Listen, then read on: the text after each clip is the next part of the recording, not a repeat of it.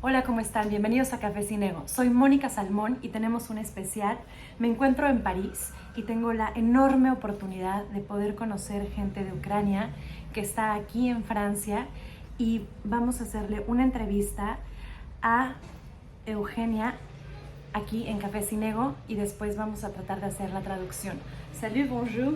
Bonjour, enchantée de te connaître, enchantée de...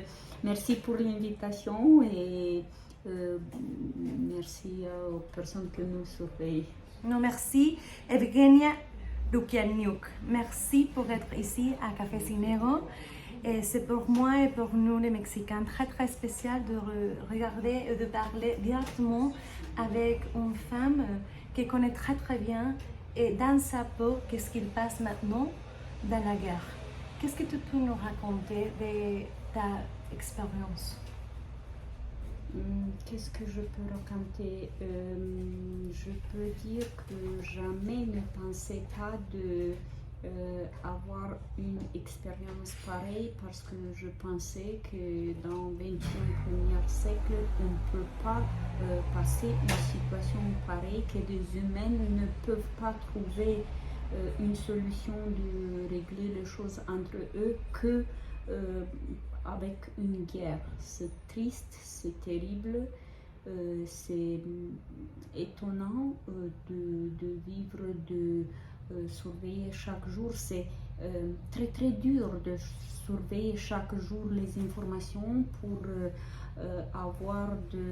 savoir qu'est-ce qui se passe en Ukraine, pour voir que chaque jour mort de jeunes, de filles, de populations civiles qui n'ont pas de faute, qui sont juste les victimes de cette guerre illogique. Mais oui, c'est incroyable qu'à cette époque, on habite dans un pays libre maintenant comme la France et on se trouve dans une situation comme ça, mais un pays très très proche d'ici. Les gens à la France, ils s'habitent comme le monde entier, ils vivent comme si rien ne s'est passé. Mais c'est quoi ta impression de marcher sur les rues et regarder les gens au restaurant, parlant et toi? J'ai l'impression qu'ils connaissent l'Ukraine plutôt depuis quand a commencé la guerre, parce qu'on parle toujours toutes les informations, on parle de l'Ukraine, mais j'ai l'impression que les gens regardent ça comme un livre qu'on a lu. S'agit-il pas de nous, oui, c'est loin, c'est pas à nous, ça nous ne concerne pas. Ça ne nous touche pas, donc c'est pas nous, c'est pas chez nous, donc c'est eux. Oui. Toujours, on a l'impression que le tragédie, on vit une partie de tragédie des autres personnes, des autres peuples, parce qu'on a l'empathie quand même, mais c'est très dur de savoir que vraiment là-bas, je sais, j'ai la famille là qui me raconte, mes frères qui sont en danger, mes soeurs, ma famille qui me racontent des histoires qui... C'est que c'est l'histoire que ta famille te raconte qu'on ne sait pas, mais on lit je sais pas, les nouvelles de tous les jours, qu'est-ce qu'il passe avec la Russie et la crainte, mais qu'est-ce qu'il passe vraiment? Qu'est-ce qu'il passe là qu'on ne voit pas? Tu sais, on garde la guerre d'une manière de voir un ensemble, de voir une guerre comme une guerre, mais je regarde la guerre comme une tragédie de peuple, de chaque individualité qui habite là.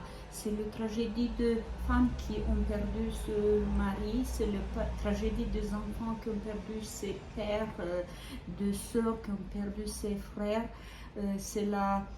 On a eu beaucoup d'agressivité ce sont des femmes qui ont été violées, de filles devant ses parents. Ce sont des histoires d'une agressivité qui jamais on n'a pas pu croire que ça peut exister vraiment.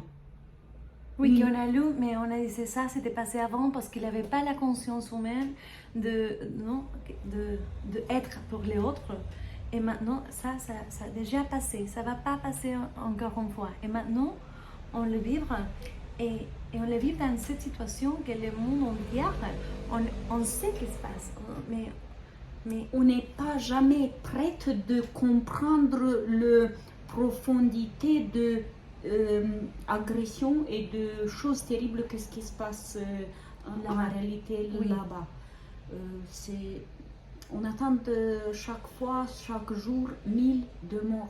Mais ce sont 1000 de tragédies pour 1000 familles. Ce sont des morts qui, c'est des enfants, de parents qui ne reviennent plus.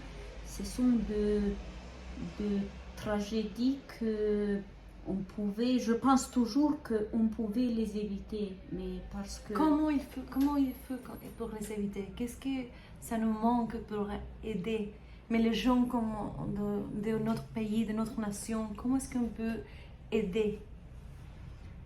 Je sais, tu penses que ça a commencé un peu avant, quand de Poutine, comme homme politique, il a pensé il n'a pas sa force n'a pas de limite.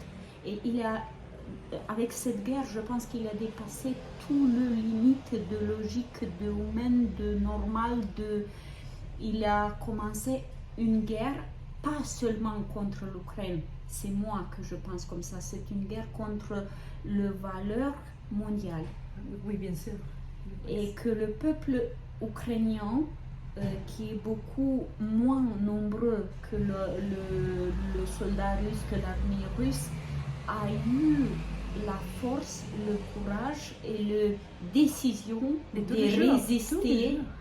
résister depuis le premier jour et de croire, encore s'ils voient chaque jour de 1000 de morts, ils croient, ils sont certes que ça va donner des résultats. Je trouve que l'Ukraine maintenant est un scut, c'est une porte qui protège pas que l'Ukraine, les valeurs européennes.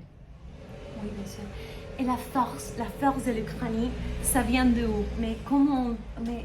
Mais chaque jour, pendant 7 mois, il s'élève, il dit, bon, on va ne laisser pas passer. Oui, tu sais, je pense que la force vient de dedans parce que chaque est arrivé à ses limites. On ne peut plus résister d'être maltraité, de n'être pas respecté comme nation, comme culture, comme langue, comme valeur, comme tradition. Ça est arrivé à une limite qui le peuple ne peut plus supporter ça. Et pour ça que les Ukrainiens luttent chaque jour comme le dernier et croient que ça va donner du résultat. D'accord. Les gens qui arrivent à Paris, à la France, comment ils arrivent? Des histoires de quoi? Tu sais, je suis ici depuis presque 4 ans. Et maintenant, je travaille un peu comme volontaire. Je aide des Ukrainiens qui ne connaissent pas. Imagine-toi la situation d'être obligé de quitter ton maison, ton pays, ta famille, ta culture, ta langue et de te retrouver. Mais c'est pas seulement que de quitter, d'être bombardé, de vivre le stress de voir la mort avec tes yeux et de se sauver, mais de te retrouver dans un pays étranger où tu ne connais ni langue, ni... C'est très dur. Je vois pas chaque jour, mais je vois souvent de drames individuels des enfants. Par exemple, je parlais avec 2 filles qui me disaient que je demandais s'il y a des choses que le manque, par exemple de vêtements ou quelque chose, et ils m'ont dit la chose que le manque le plus, c'est la grand-mère qui est restée en Ukraine, qui n'a pas eu la santé, la force de quitter le pays, et le chien.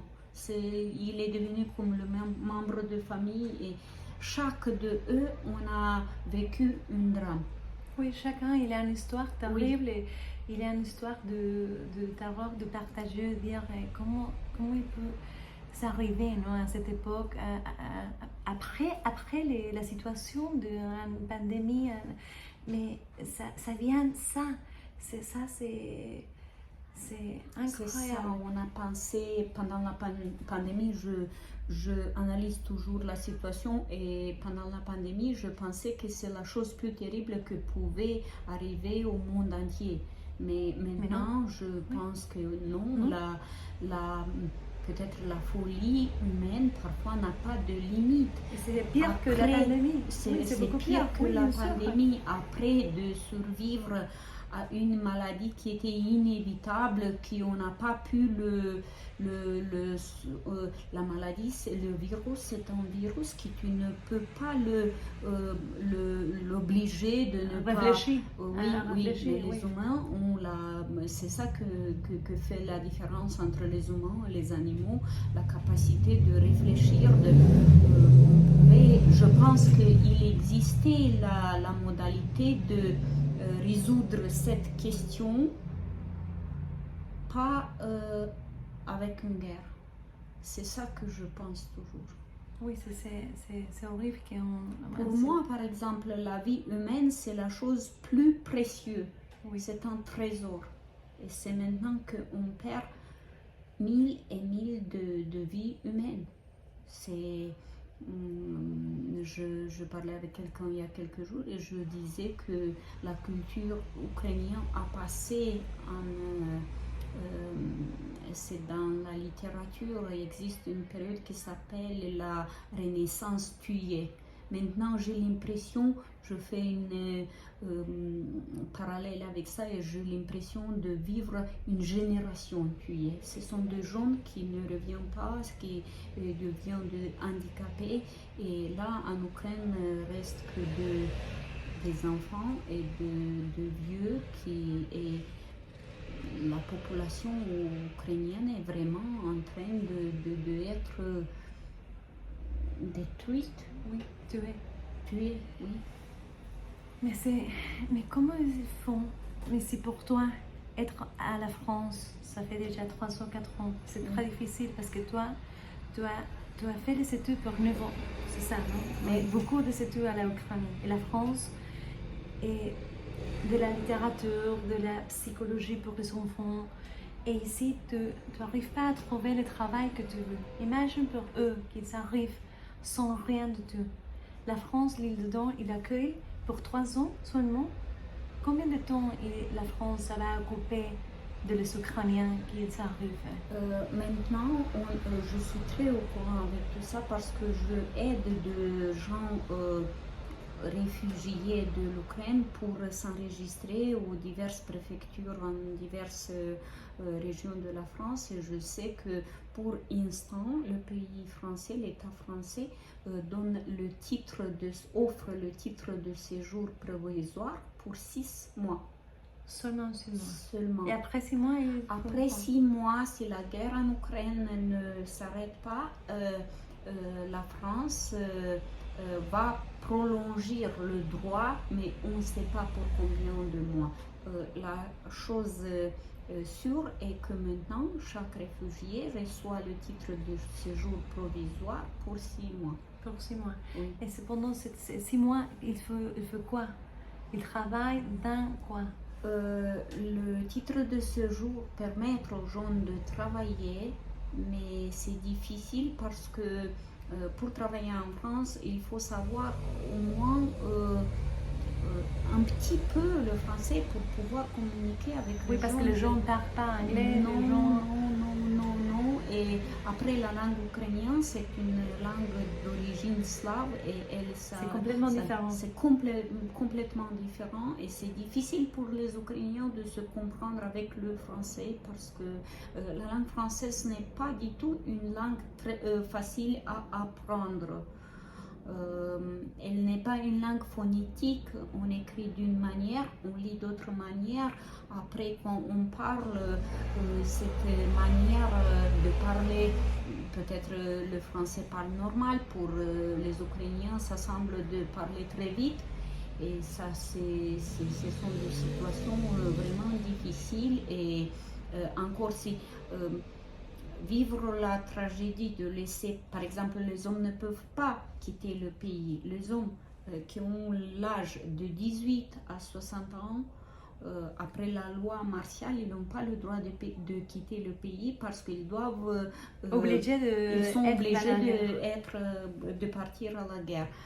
Donc en France, se retrouve que deux femmes avec des enfants. Et on a eu, je connais une femme qu'on a aidé un petit peu, qui est maintenant à Bordeaux, qui était toute seule avec deux enfants, qui s'est retrouvée dans un grand ville français. C'était le soir, les enfants n'étaient pas bien, ils ont été malades, ils n'avaient pas d'argent, ils ne connaissent pas la langue. C'est une situation vraiment, vraiment terrible. Encore ici, pour les Ukrainiens, de passer ces moments, c'est pas facile. Et aussi, il y a un autre côté, que c'est les gens français qui politiquement, ils sont, comme on dit, dire, mais pourquoi est-ce qu'on va payer pour les... Ils sont... Ah oui, ça existait ça existait toujours.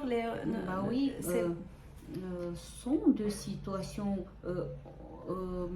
compliquées, mais pourquoi eux, pas nous, c'est nous qui on paye chaque mois les... Et donc ils sont un peu fâchés avec la situation parce que c'est déjà... Sont deux situations, mais on ne peut pas généraliser. Au contraire, je connais deux situations où les Français sont tellement accueillants et tellement participants à la drame des Ukrainiens que ça touche vraiment. Je connais une femme qui a accueilli deux femmes ukrainiennes qui ont ces drames et habitent chez eux. Elle a son mari malade, c'est un cancer en étape finale. Elle ne dort pas parce que le mari a besoin et elle s'occupe quand même de ces deux personnes de l'Ukraine. Ça touche, ça donne de espoir, ça nous assure que le peuple ukrainien se lutte pas pour rien. Quand même, l'Europe soutient de quelque part l'idée, la tendance du peuple ukrainien de se tourner après une période post-soviétique, après une mentalité, une idéologie communiste, se tourner vers des valeurs européennes, vers une démocratie, vers une dignité nationale. D'accord. Et qu'est-ce qu'on peut faire? Qu'est-ce qu'on peut faire les gens qui sont loin, qui nous sont de l'autre côté, comme le Mexique, comme l'Amérique? Qu'est-ce qu'on peut faire? Comment on peut aider même si on est très très loin? Je ne sais pas, je pense maintenant ça devient une question sans réponse, on peut dire. Question parce que... Est-ce que vous savez, dans le travail, dans le volontaire, vous savez un bank account où il y a je sais pas, des choses que ça peut peut-être acheter sur Amazon et l'envoyer? Et je pense qu'il faut commencer parce que il faut pour donner à la femme et les enfants. Pour donner aux enfants et aux femmes un soutien moral, psychologique, pour les aider à se acclimatiser, à se retrouver ici, parce que les enfants doivent être scolarisés, doivent aller à l'école. Peut-être si le pays français, par exemple, et pas que la France, le pays qui veut les soutenir, qui sont prêts de soutenir, de aider avec des courses de langue, ou peut-être initier dans quelque part une diaspora qui peut organiser dans quelque part et aider aux gens qui sont dans cette situation de se acclimatiser, de savoir quels sont les droits de pouvoir travailler, parce que pour les adultes, c'est ça le problème plus important. On peut apprendre la langue pour pouvoir travailler, pour pouvoir soutenir les enfants s'ils sont avec des enfants ici, et encore la famille qui est restée en Ukraine. Comment tu peux faire pour passer toute ta journée comme ça? Mais qu'est-ce que ça tient? Comment est-ce que tu peux arriver pour vivre maintenant dans une situation de chaque jour, tous les jours, dans une situation comme ça? Tu sais, avec cette stress, cette tension? Oui, c'est vraiment un grand stress, mais je pense que au moment où je ne peux pas changer des choses, je essaye de le prendre comme ils sont et de faire ça que je peux faire dans ma part.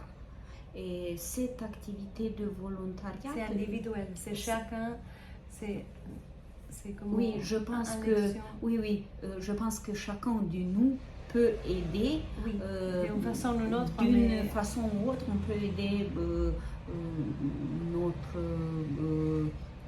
voisin qui est dans une situation difficile. Pareil ici, où je sens, où je sais, sont des personnes qui savent déjà que je aide des Ukrainiens. Je donne toujours mon numéro de téléphone et je suis toujours prête pour accompagner. Est-ce que tu peux donner ton numéro de téléphone ici pour que personne peut te contacter? On a créé une association France-Bukovina. Bukovina, c'est une région de l'Ukraine et on fait que ça. On accompagne des personnes qui ont besoin d'être accompagnées pour être enregistrées, pour avoir le titre de séjour, pour avoir l'assurance maladie, au niveau de traduction, au niveau informatique parfois, au niveau du travail. Je accompagne deux hommes qui ont besoin de se comprendre avec le patron pour être embauchés au travail. Là où je peux aider, je essaie chaque jour de le faire. Est-ce qu'il y a quelque chose que tu veux nous dire maintenant ici? Il y a quelque chose que je fais. Que tu veux dire? Qu'est-ce que je veux dire? Unique chose que je veux dire, que je pense que c'est le rêve de tous les Ukrainiens et de tout le monde, que la guerre s'arrête. Que la guerre s'arrête, c'est très important. Je connaissais un proverbe qui dit c'est mieux une mauvaise paix qu'une bonne guerre. Ici, je suis totalement d'accord parce que la vie humaine, c'est la chose plus importante que... Et si on peut arrêter la mort, il faut le faire. Il faut le faire. Peut-être il faut trouver des compromis, il faut trouver une solution, une manière de résoudre le conflit de notre manière, d'autre façon. Pas avoir chaque jour de 1000 de morts. L'autre jour, on a parlé beaucoup de qu'une seule personne peut faire la différence. Nous, on peut dire arrêter. Mais je suis sûre que pas tout le monde en Russie, dans la Russie, ils ne sont pas d'accord avec ce qu'ils passent. Bien sûr, c'est ça le problème. Je pense que il faut comprendre que l'agressivité toujours provoque d'agressivité. Donc si on est deux, on parle par rapport à deux personnes et si on commence une dispute, il y a quelqu'un qui doit de quelque part un peu céder, essayer d'écouter les autres, de trouver un compromis. C'est ça, je pense qu'il faut trouver quand même un compromis pour arrêter le mort de gens qui ne sont coupables de rien. Exactement, oui, et aussi qu'on a parlé l'autre jour de dire il y a des gens qui sont pas d'accord avec ce qui sont pas d'accord avec la guerre et après sont des gens qui sont pas prêtes pour la guerre. On est tous faits pour deux choses différentes. Par exemple, un aime la littérature, l'autre la musique, l'autre... On ne peut pas demander aux éléphants d'être cygne. C'est ça que je dis toujours. On ne peut pas demander à tout le monde la même chose. Ce sont des gens qui ne savent pas se battre. Il ne faut pas l'obliger. C'est vrai, bien sûr. Il ne faut pas l'obliger. Et après, il faut donner le choix à chaque deux citoyens. Encore en Ukraine, je pense que c'est ça la vraie idée de démocratie, d'avoir le choix. Si je veux aller me battre, je vais me battre. Si je ne me sens pas en force, en forme, je ne suis pas convaincue que je peux faire face à ça, je peux faire plus du mal là. Je peux empêcher les autres qui savent se battre de faire leur travail. C'est ça, est-ce qu'ils ne donnent pas le choix de... Non, Oui, dire, ça c'est un problème. C'est un problème, oui. Et après, sont de certaines femmes qui doivent aller à la guerre, mais la femme c'est la protectoire de la famille, des enfants. Ce sont des infirmières, des médecins qui doivent aller là, mais à la maison reste un enfant qui a besoin toujours d'une mère. C'est un peu... C'est tout le face de la guerre. Bon, on va laisser ton numéro et on va faire moi j'ai une idée maintenant, on va faire un email. D'accord. Et comme ça les gens peuvent écrire. Bien sûr. Et on peut, je sais pas, j'espère que ça s'arrête bientôt et que les gens réfléchissent un peu que c'est toujours, il y a une autre façon d'être dans la vie, même pas de faire des destructions comme lui, mais ils sont de gens malades, très malades. Bien sûr. Moi, je te remercie pour le fait que il y a beaucoup de gens dans le monde entier, mais tu n'as pas passé ce problème, tu as été très attentive au niveau d'information. Je te sens très empathique pour le peuple ukrainien, tu es très intéressée, ça m'a touché beaucoup, merci beaucoup. Non, merci à toi pour redonner du temps ici pour être là. Moi ça me touche parce que moi je comprends pas mais pourquoi est-ce qu'on a rien compris de la vie. Ah oui. Ça me touche beaucoup parce que moi j'ai lu, comment on dit, c'était la littérature des années avant, et même si c'était tellement proche des années avant, mais maintenant je rien comprends, je comprends rien pourquoi est-ce qu'on est toujours là, donc si moi autrefois on écoutait avec intérêt ça que nous racontait notre grand-père qui ont vécu la Première Guerre mondiale, la Deuxième Guerre mondiale, et on a pensé que ça ça jamais ne va pas nous toucher ou retourner, mais donc on n'a pas appris de leçons que la guerre c'est une chose terrible. On est arrivé de nouveau au même niveau je ne sais pas, j'ai l'impression qu'on n'a pas évolué, on a dégradé. Pas de tout, bien sûr. Mais bon, merci beaucoup. Merci à toi. Merci, muchas gracias. Y vamos a poner la traducción de las grandes palabras que Eugenio nos compartió. Bon, merci beaucoup. Gracias.